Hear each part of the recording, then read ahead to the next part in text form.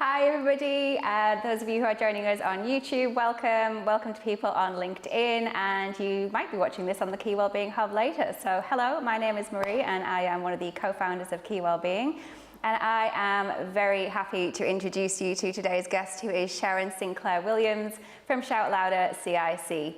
Shout Louder CIC is a menopause consultancy hoping to change how we're approaching menopause in the workplace and open up some of those conversations that we need to be having. Shout Louder CIC is an evolution of Sharon's award-winning blog, and we are going to be getting into some tricky questions today. So you've been sending them in advance of today's event, which is lovely, but I think we're just going to chat and see where this goes. Yeah? Good morning, thanks for having me. No, it's so good to have you here. So I guess we should start with a little bit about your story then, really, when it comes to menopause in the workplace, which is, of course, today what we're going to be talking about, unmuting that.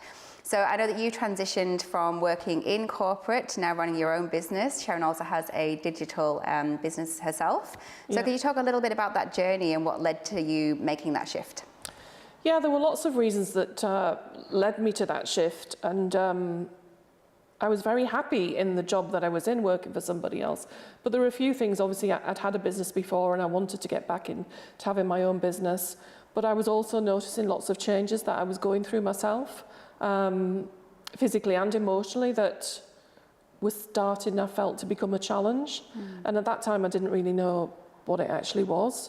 As far as the menopause is concerned, I knew it as the change.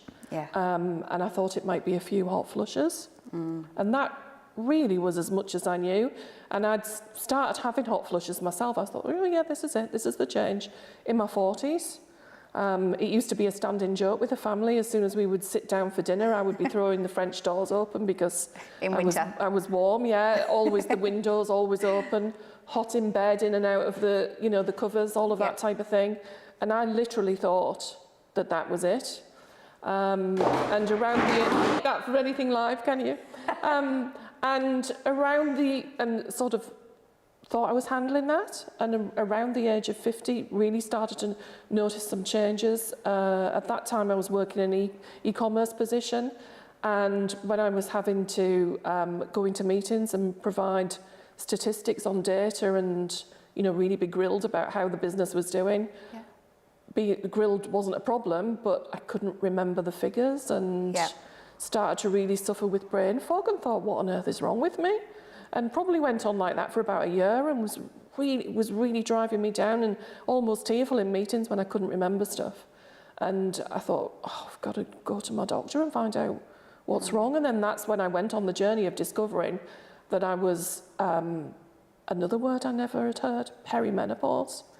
And was given HRT and was told at the time, I was given gel and tablets, and that was around the age of 51, and was told, and that's it.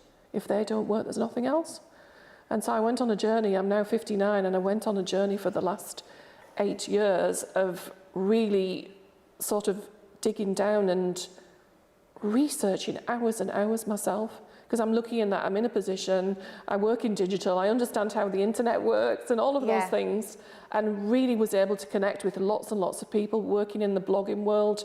With my blog, the platform that I have that I've built over the last 5 years, was able to connect with lots of people who could help me answer the questions that, the answers that I was searching for. Without that, I really don't know what I would have done, because I was able to go to my GP and say, I found out this, I would like some help with this next, please.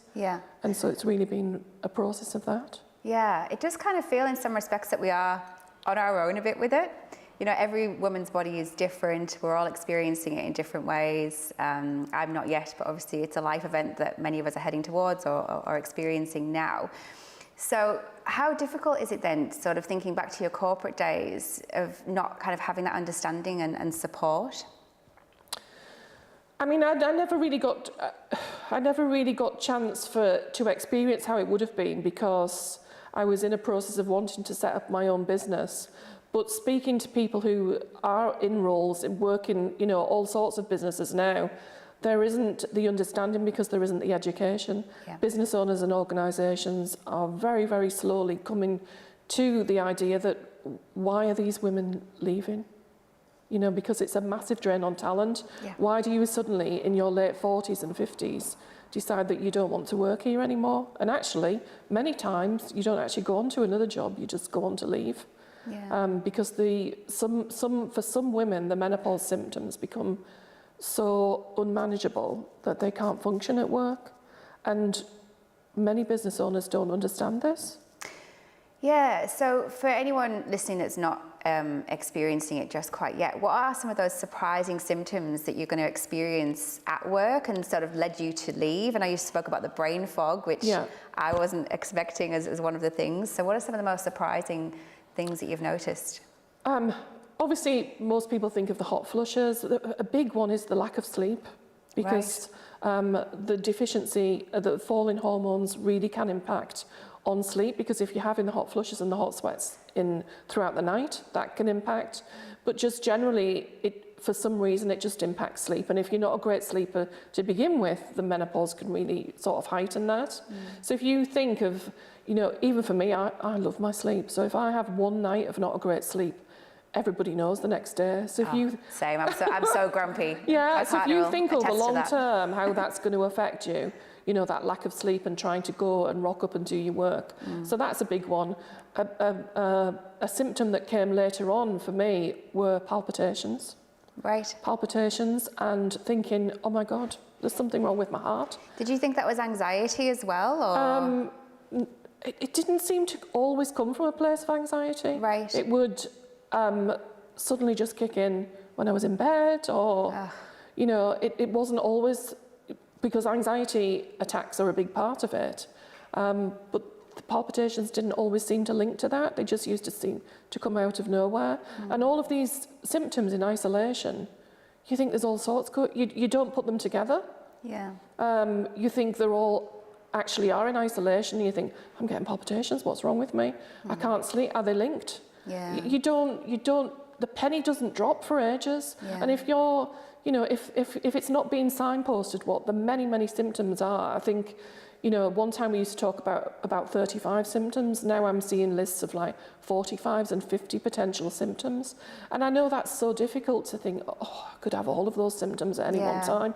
But what they actually are, if you've got 1 or 2 or 4 of those symptoms, they're actually a good signpost to say, well, I think I'll go and have a chat with somebody about this.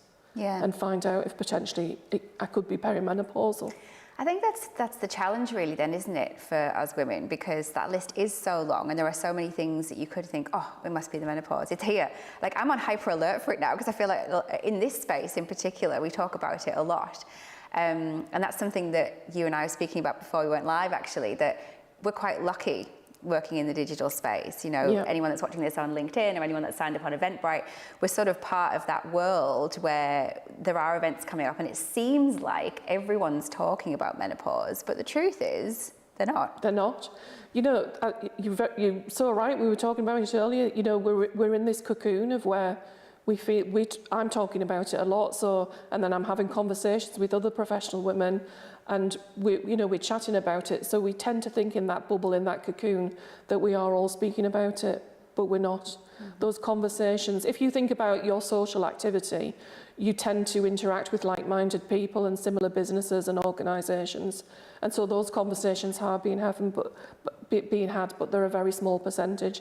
Out in the real world, I remember reading an article recently where a lady who works in a shop had actually had a conversation at some sort of event, where she said, oh, aren't you posh having a menopause? What? I do call it the midlife sandwich as well, but there's something about this time in your life where it's almost like a juxtaposition. You've often got these things going on, but you also really just know yourself much better.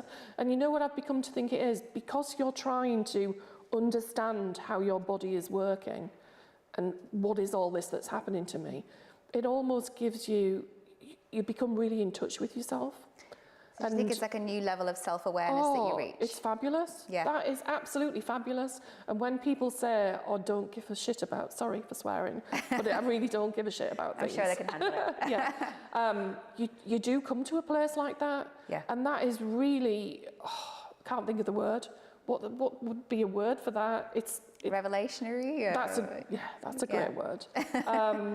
Well, it is nice, isn't it? You become really happy with who you are. Yeah, and I'm definitely working on that to care less about what people think. Yeah. And I've sort of been on a personal development journey with that for a while, given my interests. But I think it's just so great to know that that's a great aspect of this sort of stage. And you do hear that as a theme a lot, that you just don't give a shit anymore. It is. It's like, this is who I am. I mean, you still care. You still care, but it's almost... this is who I am. If and you I'm cool with it. If you like me, you like me. If you don't, you don't. There's many people who do like me. We're all Marmite to somebody, aren't we? But it's that feeling of like, I'm happy. I'm good with this. Yeah. I like who I am. Yeah. So you've got that to look forward to. Yay.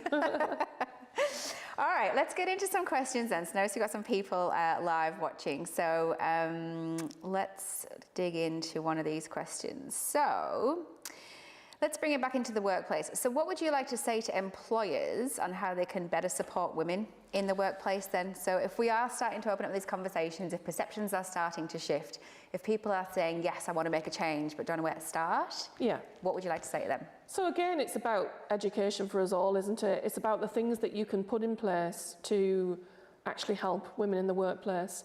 And I think even using the word menopause freely in the workplace is not a dirty word. No, it's not a dirty word. It's, and it's a massive thing if somebody thinks that they can openly speak about what they're actually going through.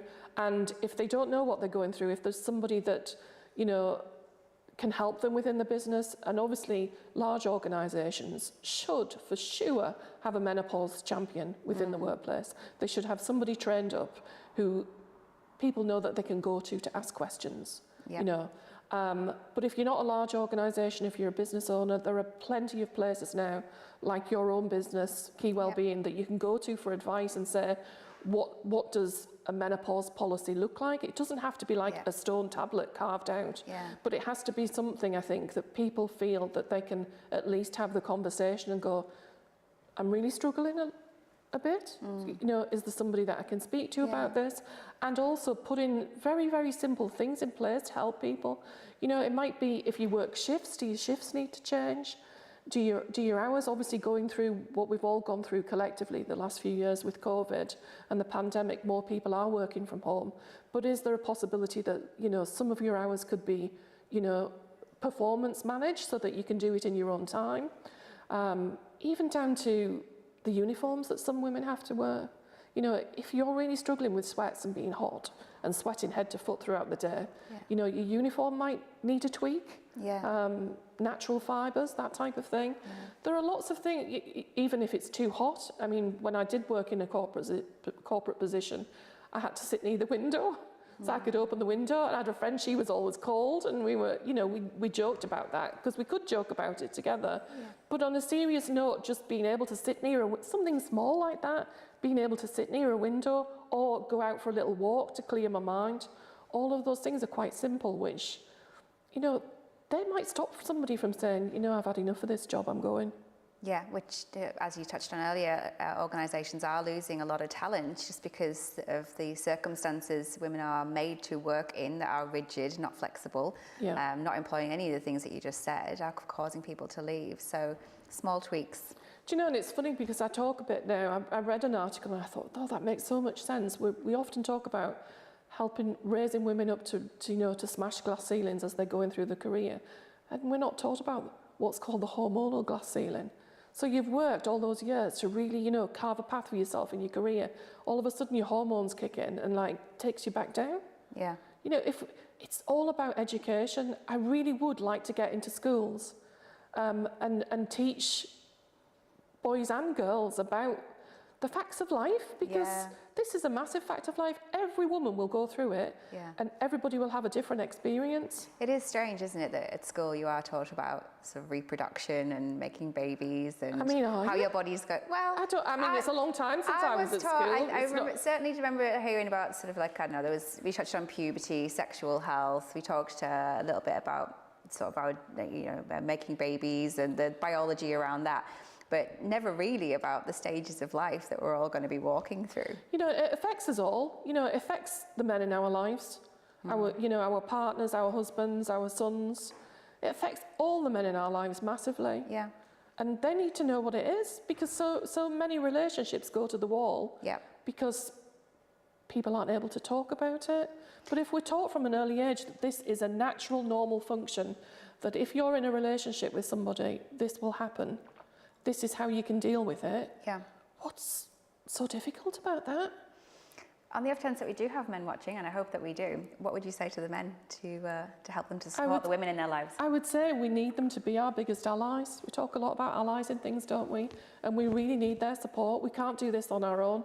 My husband, I get really emotional when I speak about him. He's been amazing, absolutely amazing. He worked in a sector where these things just aren't spoken about. And he went to work one day, and he reads my blog, and he says, "That's really great what you've written about there. That'll help people. I know it will." And then he started to go to work and just was talking about my blog and different things. And just one guy one day said to him, "I wonder if that's what's wrong with my missus." Right. And he went home and had a conversation with her. And she said, "I don't know. Maybe I need to get some help." Right. And so that's massive, Yeah. isn't it? Yeah. That they were able to then have that conversation. And now Steve openly will talk to anybody about menopause. My sons will speak, my sons know as much about menopause as I do, because we talk openly about it. And if they get an inkling that they know somebody, a friend of a friend, or anybody that says, "Speak to my mum, she knows about these things, you need to have these conversations." Yeah. It's like a ripple effect, isn't it? Just having those conversations can open up, the conversation, like you said. We keep so much inside, don't we, that, we really need to talk about. Some men... It's exhausting, I feel, keeping everything inside. We really need you, we love you, and we need you to help us get through this. Yeah. And, some people... Are you hearing this, the men in the room?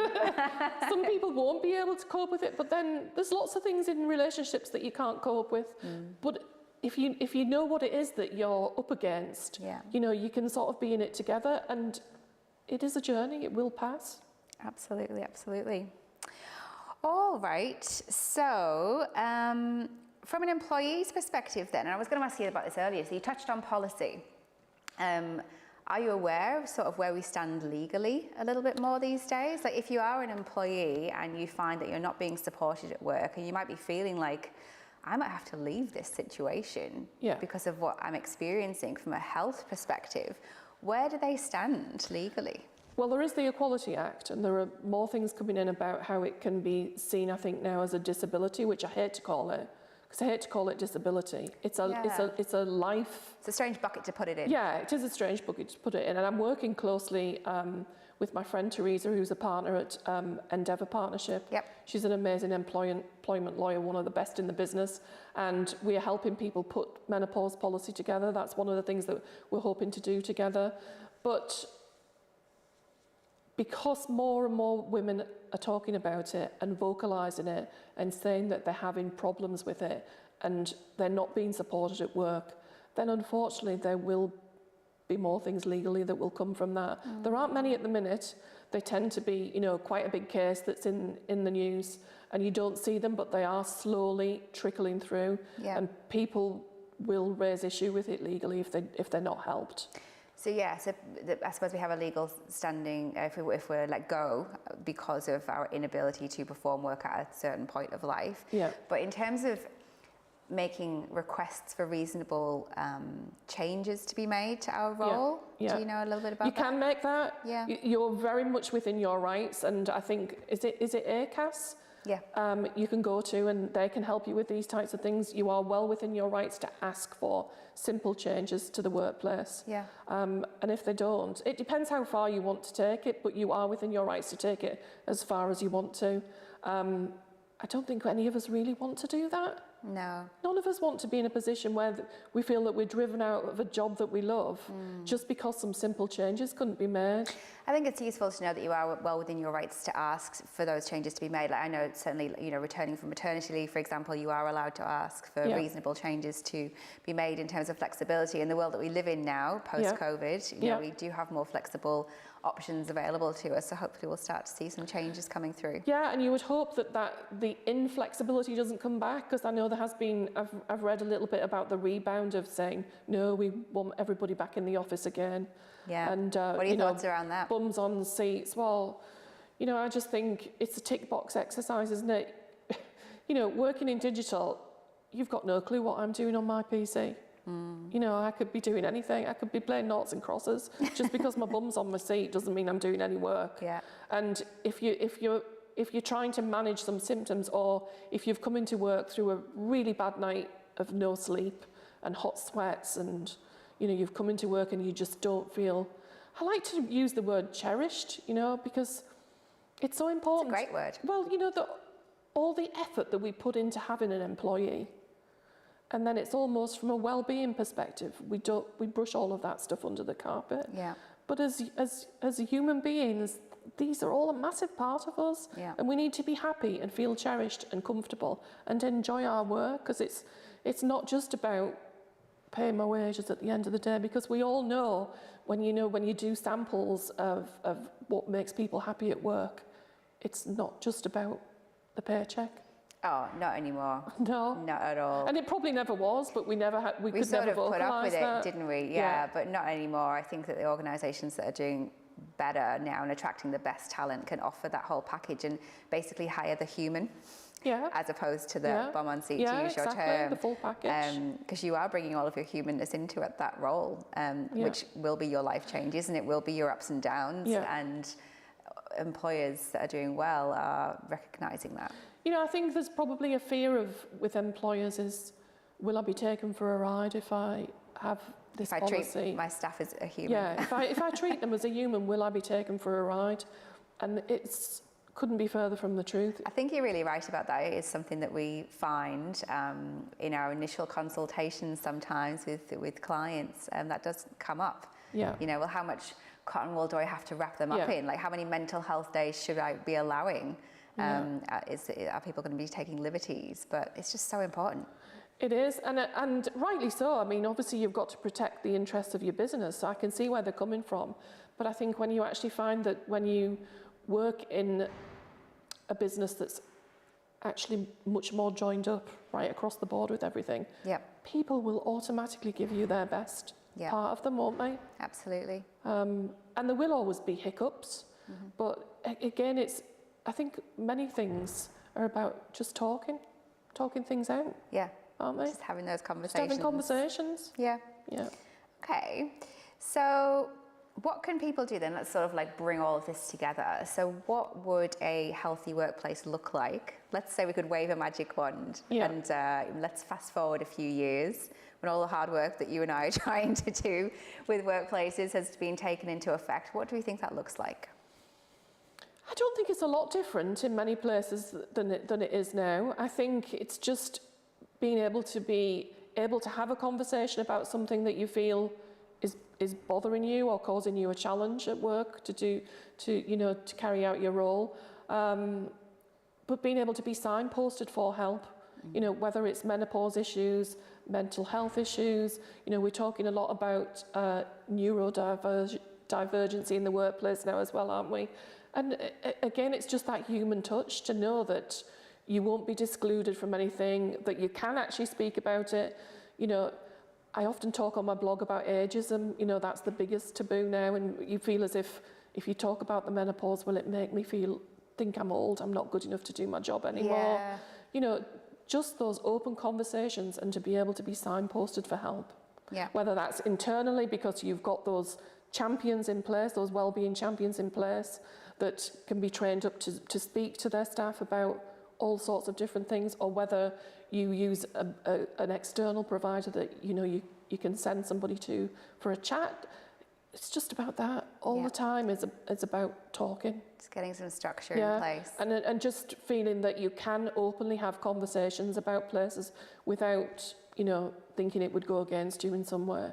Okay. I think we've always wanted that, haven't we? Absolutely. Yeah, absolutely. I think that it can be, I can understand from an employer's perspective that things have changed quite rapidly in the last couple of years. Yeah. It's like, right, I've got to be across mental health, I've got to be across menopause, I've got to be across men's mental health, and there's a lot of things that are changing really quickly, and sometimes companies are struggling to adopt. because there's a lot to be across now. But they've always been there. It's always They've been always there. been there, haven't they? I think from an employer's perspective, sometimes that responsibility might have now shifted to them, or they feel like it has. I think it's just understanding what their duty of care is, where that starts and where that ends, but at least having an awareness of it. And it's about forming really good relationships with your staff, isn't it? Yeah. And everything in life is a partnership, whether that's at home, in the workplace, everything is a partnership, and just being able to, thrash out those conversations. Yep, 100%. We've got a new question in from Di on YouTube. Does the menopause typically last a certain amount of time, or does it vary from one individual to another, depending on their body circumstances or treatment? Thank you. Yeah, thanks for that question. It's a good one. So I thought that I would cross into some sort of nirvana, whereas like one day that's me, because the actual menopause is one day in the year. So perimenopause is when you've gone 12 months without a period. That's when they class you as now you are post-menopause. Right. What's been difficult for me actually is I had an operation that meant that I don't know when my periods actually stopped in my 40s, so that's a bit of a complex issue with that. So I've never really known fully when I was post-menopause, but I'm guessing I am. But it never changes, because that depletion in hormones is always going to be there now. How you manage that depletion in hormones is part of that journey. So you're sort of like a changed person in the sense that, I thought, once this is all over and once I haven't had a period for X amount of time, I'm going to feel amazing. And we've talked about that, the not giving a shit side of things, and, understanding and accepting a process of self-acceptance. But the depletion in menopause is there to stay. The depletion in hormones is there to stay as part of that menopause journey. And some women, there is talk that, there's a tiny little surge that comes back. But what we're finding now is that the depletion in hormones affects so many other things, sort of bone health, cognition, all those sorts of things. So there's quite a lot to be considered to continue on with. So it never stops, I'm sorry to say. It's how we handle it. It's how we handle it. That's how we've got to keep going with it. But it's a massive change in our bodies that's there to stay. Yeah, so it's sort of just managing those hormones that are going to be fluctuating forever, I guess. Yeah. With our HRT. And they'll probably stay quite low. They'll sort of sit at a level which it'll be everybody's different, as we've said. We've touched on so many times. And it's how you then manage that going forward. Some people manage it great. It's like lots of things, when we talk about periods, I've got tons of friends who hardly have ever known they've been on their period each month. Then I have friends with endometriosis, and, we're all so different, and the menopause is just another part of that. Yeah, absolutely. But it's all doable. It's all doable. Make us feel better. Like, it's all doable. It is all doable. We can manage it. Because it's education at the end of the day. If you're in the dark and you really are struggling to figure out what's wrong with you every day when you're trying to get up and trying to get on, and you don't know, and you're feeling really, crap. Suddenly the light bulb goes on and somebody says to you, do you think it could be this? Oh, that makes so much sense. Education, education, education all the time. I can't stress that enough for everything. I'm going to put you on the spot here. Go on then. What are the top 3 things, if you can think about it, that you wish someone had just told you before you started entering this phase of life? Top 3? Well, the first one is that somebody just would have explained it to me, that I would have understood what it was. Not hearing, as I was growing up, nobody ever... the conversation I probably had about my periods wasn't great. The conversation that I laugh when I say, those of us who have kids, it seems to be like a secret society in many ways. Because you're pregnant, you have it, then somebody says to you, what was it like? Oh, it was awful, it's terrible, I don't like to speak about it. You'll just find out for yourself. We don't really discuss those. Good luck. Yeah. And then you have your baby, and we always laugh and say that, the female brain is designed to forget about it all, because otherwise we'd only ever have one child. So you're designed to forget about it till you do it again. And so just to be told about it, and I can't stress enough how to be told about it at a younger age, so that we, as we're probably the first, myself and talking to women who are in their 40s, we're probably the first sort of like generation or two of women that are actually in the workplace and having to navigate it. Yeah. You know, if I think about my grandma or even my mum, they weren't career women like we are, and so they probably they didn't know what it was anyway. But if they did, I'd joke and say, well, my gran would just bake a cake and sit on the sofa and have a cup of tea in the afternoon. She wasn't at work like I am. Yeah. So we're totally different women, we're totally different creatures. Yeah. We're juggling families, we're juggling careers, and we do want it all. But when I spoke about that hormonal glass ceiling earlier and say, can we not know that it's coming, and so that we can recognise the signs well in advance so that we can do something about it? Yeah. And that's a biggie for me, and I would wrap that up in all three, really. I can't think of three, but that's like a really good answer. And massive. Just even that term, hormonal glass ceiling, I think is just really good. Yeah, and it's not mine. I read it somewhere, but I thought I'm taking that one. It's a great one. I think it makes a lot of sense. We've got a new question here, and please do keep sending them in. We've got 10 minutes left.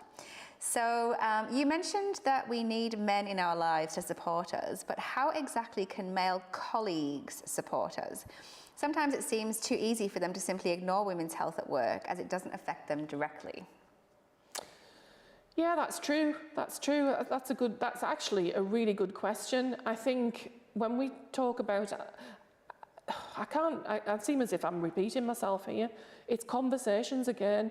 We were talking earlier before we went live about how complex the female body is, and people will say, oh, you know, if it was men going through this, they'd have had it all sorted by now. And when you actually read into that, it's because our bodies as females are so complicated, because we are designed to give birth. And if we pare that back and think how complicated that is as a process biologically and physiologically, then that's a lot, isn't it? So it's always going to be different. We are always going to be different. But I think men need to be aware how it impacts the symptoms, and just being there to support their colleagues in saying, are you okay? Yeah. Is there anything that I can help you with? Because I've noticed that maybe you're struggling. I wouldn't mind. I mean, some people might, but I wouldn't mind if a male colleague actually said to me, are you okay?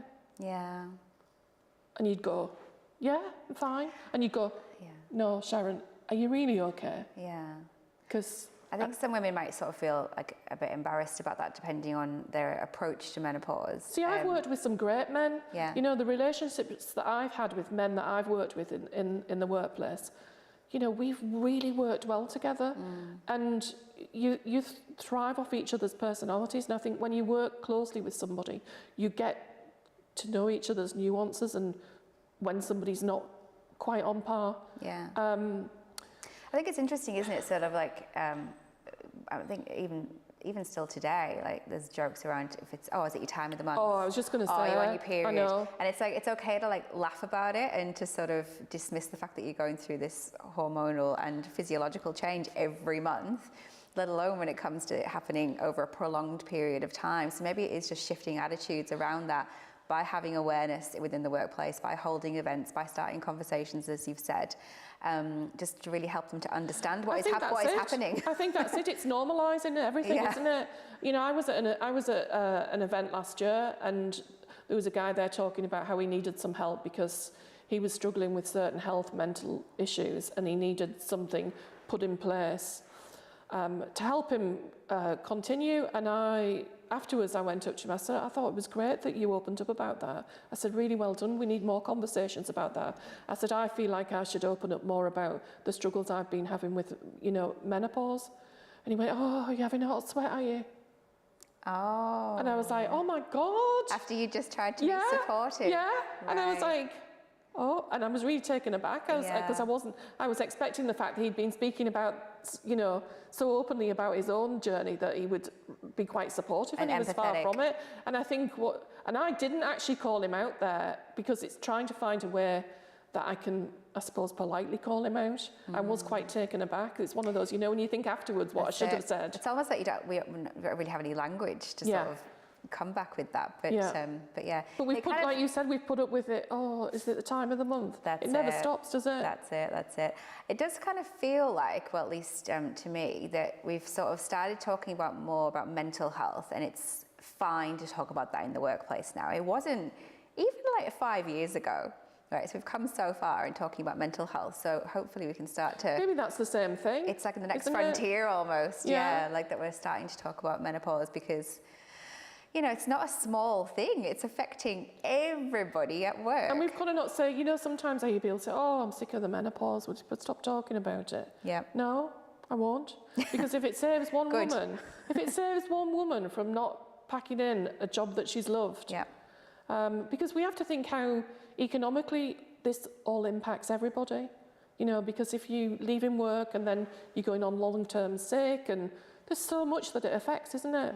Absolutely. So why should you have to work hard to get to a place where you're really thriving in your career, and then because you don't feel supported at work, that you're just going to go, what a massive drain of talent. When businesses have put so much effort into having that person there in the first place, you know, how much it costs. Well, you're probably great at working these things out, how much it actually costs to have that employee be there. And then you're just going to let them leave because you couldn't be supportive, opening a dialogue about something.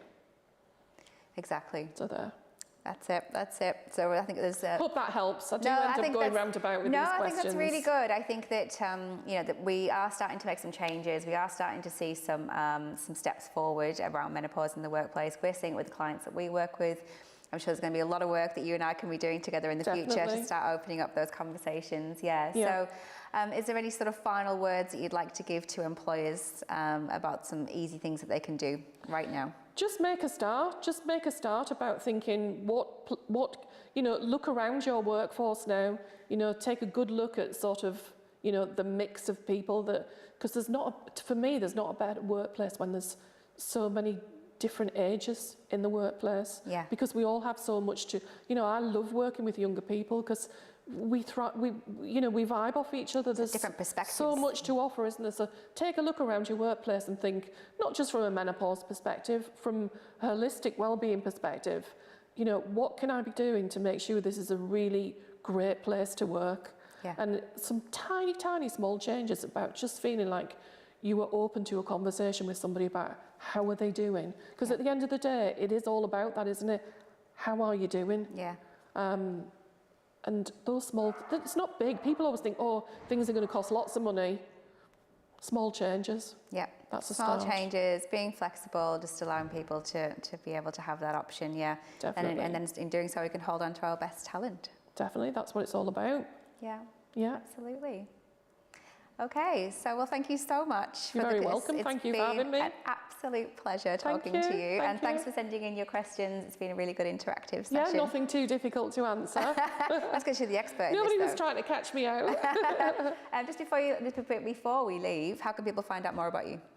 Okay, so I'm busy building up my web presence at the minute, but if you want to find anything out about me, if you visit my blog, bestbeforeendit.com. It's a really good read. I'm not on TikTok, but I'm on every other social media channel. I also have a small website that I've just started to build out that's got a shop on it where I sell t-shirts to raise the funds go back to raising more awareness.